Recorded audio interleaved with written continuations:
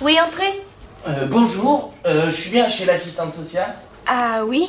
Voilà, je vais vous dire que le monde marche à l'envers. Le monde marche à l'envers. Le monde marche à l'envers. Assistante sociale. Assistante sociale. Assistante sociale, chaque jour je pédale pour te redonner confiance et t'aider avec patience. Je n'attends rien en retour, au rythme des tambours. Je m'adapte à ton combat, c'est tout ce qui compte pour moi. C'est quoi, au juste, votre métier? Son métier, c'est assistante sociale. Bonjour, vous allez bien? Son métier, aider les personnes en difficulté face aux questions d'argent, de droit, de logement, d'emploi. Je vous fais confiance. Cherche des solutions, consulte les dossiers, étudie la réglementation sociale, entreprend les démarches auprès de l'interlocuteur adéquat. Dans le milieu, quand quelqu'un vous donnait un coup de main, c'est que ou il vous aimait, ou il voulait du fric. Chez le peuple, c'est une assistante sociale qui vous donne un coup de main. Elle, au moins, elle en voudra pas. Mon fric, j'en ai plus. Mettre en œuvre tout ce qui est à notre portée pour permettre de trouver des moyens pour remédier aux difficultés rencontrées. De quoi vous mêlez-vous? Bonjour messieurs, tout se passe bien depuis votre sortie de prison? Vous vous inquiétez pas, moi, bon. Ah oui. Ça me touche beaucoup. Ça me touche beaucoup. Pourquoi vous me regardez comme ça? Quand on rencontre la lumière, on n'a pas envie qu'elle s'éteigne. Se déplace, va à la rencontre des gens, constate sur place la réalité sociale. C'est marrant, je vous voyais pas aussi mignonne, vous, hein? Ah bon? Ah ouais, je m'attendais à voir une vieille chouette de 60 piges, avec du migoudi plein la tronche, et là, résultat, je vois un soleil. Allez, sincèrement, pourquoi vous faites ce métier? Parce que j'ai choisi, parce que je crois que tout homme a le droit à une seconde chance. C'est joli, ça. Mais c'est faux. Je me trompe. Ça va mieux? Ouais. Bon. Alors, voici la liste des 5 employeurs. Assistante sociale. Sors de mon sac de guerre un dossier d'aide financière, on va épurer les dettes, je veux pas que tu t'inquiètes. C'est un métier évidemment très enrichissant, mais il faut être très organisé, très ordonné, je pense, si on veut tendre vers quelque chose de positif pour les gens. C'est un métier éprouvant physiquement et psychologiquement. Il faut pouvoir prendre distance, parler vrai, évaluer le taux d'urgence des situations qui nous sont proposées, puisque nous touchons à des situations extrêmement multiples. Tout de même, c'est un bon métier que tu as choisi.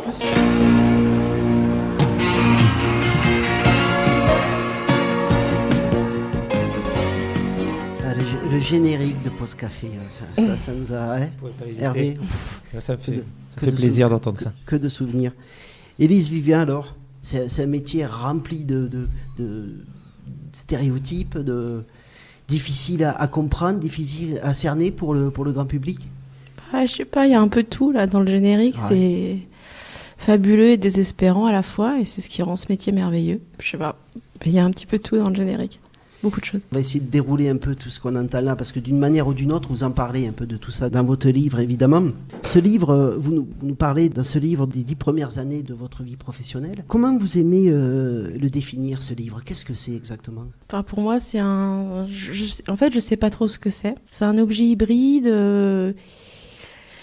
C'est effectivement une sorte de confession de ma façon de travailler depuis le premier jour. Aussi tout l'impact émotionnel que suscite ce métier chez moi, à titre personnel, parce je pense qu'on est l'assistante sociale qui nous ressemble. Donc c'est pour ça que ça ne se prévaut pas en tout cas de vouloir parler au nom de l'ensemble des assistantes sociales, mais c'est ma façon à moi d'avoir envisagé ce travail. C'est des confessions, c'est aussi pour moi un exercice d'écriture littéraire, puisque j'écris au-delà de ce livre. Enfin voilà, c'est mon premier, mais voilà, je fais autre chose aussi à côté. Donc voilà, c'est un peu tout ça à la fois, mais je l'ai surtout après écrit, mais peut-être qu'on en parlera tout à l'heure, mais dans un mouvement de nécessité en fait, avant tout. C'est-à-dire que ça c'est d'abord, ça n'a jamais été pensé comme un livre. Au début, ça a été pour moi tous les soirs le besoin de déverser ce que je vivais dans mon deuxième emploi, donc pas nécessairement dans le premier, et parce que j'avais besoin d'aller dormir et que je pouvais pas dormir si j'avais pas déchargé ce que je vivais la journée. Et c'est ensuite, bien après en fait ce moment de déchargement, où avec toute cette matière première, je me suis dit que ça pouvait être intéressant d'en faire autre chose. Mais c'est d'abord parti d'une matière première très pulsionnelle le soir. C'est une sorte de carnet de bord? Oui et non, c'est-à-dire que je l'ai pas fait tous les jours, c'est pas mon journal intime de travail, mais il y avait des moments comme ça que je vivais dans mon deuxième emploi où certainement j'investissais mon travail aussi d'une façon... j'étais très investie. C'était aussi l'ouverture d'une nouvelle structure avec un nouveau public pour moi, de femmes. Oui, tout à fait. Voilà, donc... et j'ai été confrontée à énormément de choses que je ne connaissais pas. Donc ça a été une vraie découverte et avec aussi certainement touchée beaucoup par ce que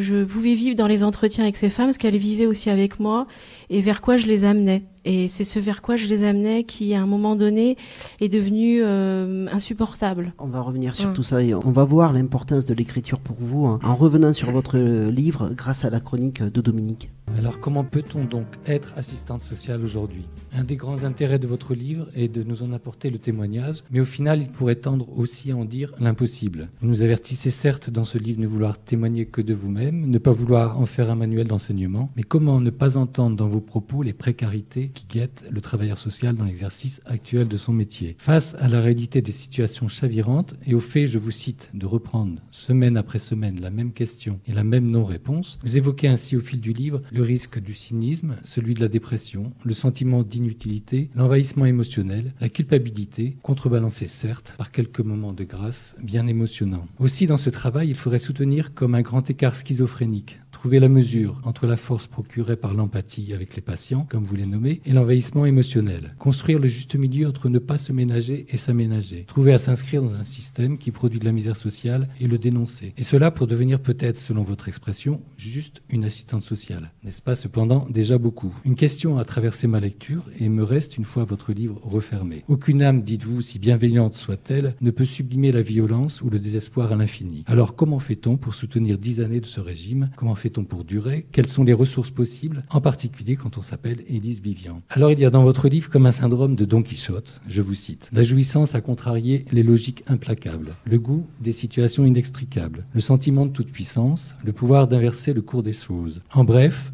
le désir de changer le monde, de lui donner plus de justice. Ne retrouve-t-on pas là un ressort de tout travail social ? Mais il y a un passage délicat à effectuer entre ces idéaux de jeunesse et la réalité du terrain. Alors, dans ce qui fait soutien pour vous, on retrouve pêle-mêle l'empathie avec les patients, les quelques résultats obtenus, le recours au psy, le renouvellement des horizons pour faire face à l'usure, l'évitement pour se protéger, et surtout des ressources très personnelles comme écrire et rêver ou la maternité. Une dernière interrogation. Votre livre pointe de façon forte la question de votre solitude et celle de l'isolement devant la difficulté. C'est pourtant une véritable ressource que celle de se sentir épaulée et soutenue. L'assistante sociale a-t-elle vocation à cette solitude ? Elle est en tout cas positionnée dans une équipe comme celle qui vit la réalité du social et aussi, dites-vous, celle qui sent avant tout le monde, mais aussi la déprimante. Peut-être y aurait-il la matière à penser la façon dont une équipe positionne l'assistante sociale en première ligne et de soutien qu'elle devrait lui apporter en particulier.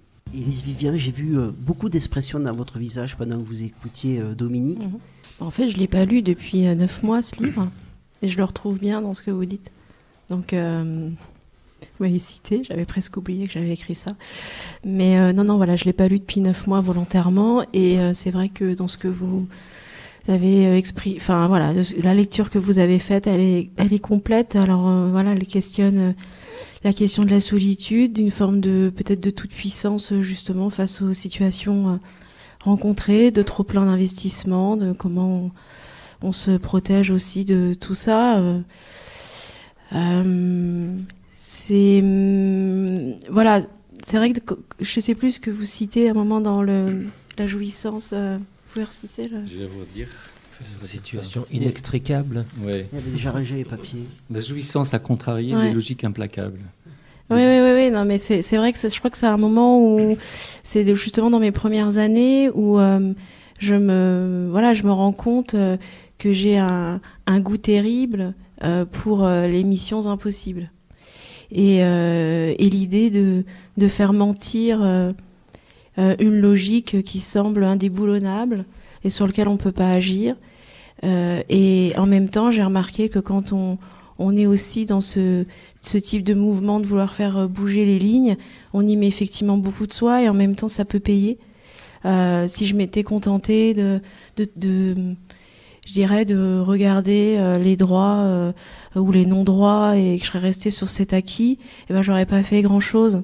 Donc du coup, ça apprend aussi à défendre, à prendre des positions peut-être des fois un peu extrêmes, à mouiller la chemise, à plus savoir des fois trop où sont les limites, et en même temps à pas le faire pour soi. C'est-à-dire que c'est toujours la difficulté, c'est pas non plus de le faire et après en se lançant des lauriers, mais c'est injuste.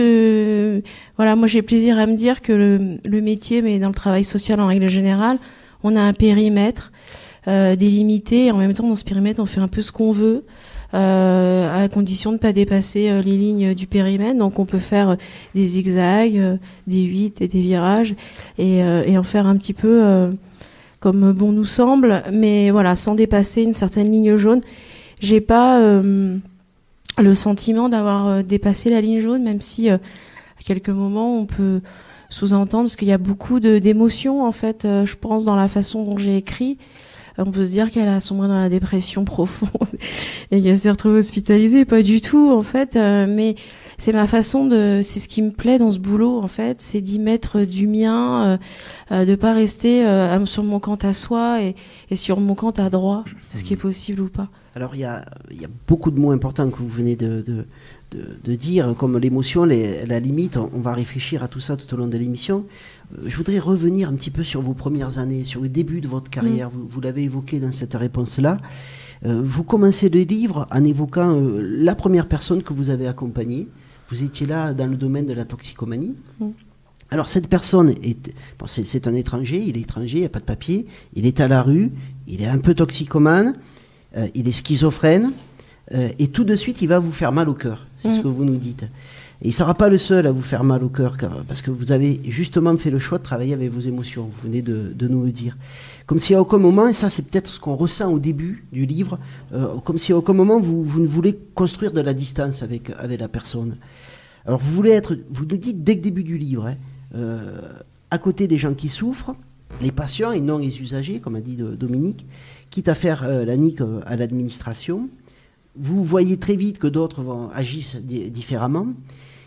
Et pourtant, alors peut-être cette question va vous paraître étrange, mais quand j'ai refermé le livre, je me suis dit, mais pourquoi cette jeune fille, au début de sa carrière, elle choisit le travail social et pas le monde associatif, par exemple? Pourquoi ça ne devient pas une militante d'une association, une professionnelle de la militance? Pourquoi le travail social? Je ne l'ai pas pensé. Après, j'ai côtoyé pas mal de militants et ça m'a fait fuir. Donc, le monde militant...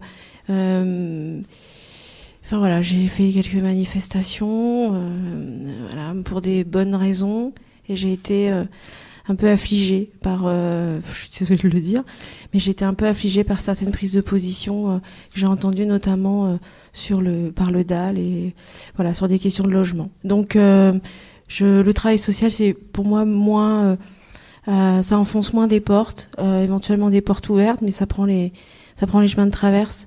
Peut-être pour arriver à des résultats peut-être plus individuels, mais du coup qui me semblent des fois plus adaptés. Enfin, j'ai préféré travailler dans l'individuel, dans l'humain, dans le. Après, travailler avec les émotions, c'est pas nécessairement non plus mettre de la distance. Enfin, la question de la distance professionnelle, ça c'est encore un grand et long sujet. Parce que oui, elle existe, et en même temps, qu'est-ce que ça veut dire? Parce que quand il faut aller à la rencontre de certaines personnes, le sens de la distance, on se la met où? Comment elle se formalise? Les techniques, enfin bon, la façon d'être en entretien, d'accompagner, elle est tellement individuelle et elle est tellement aussi au cas par cas qu'il y a des fois, il faut faire autrement avec d'autres, sinon on les rencontre pas.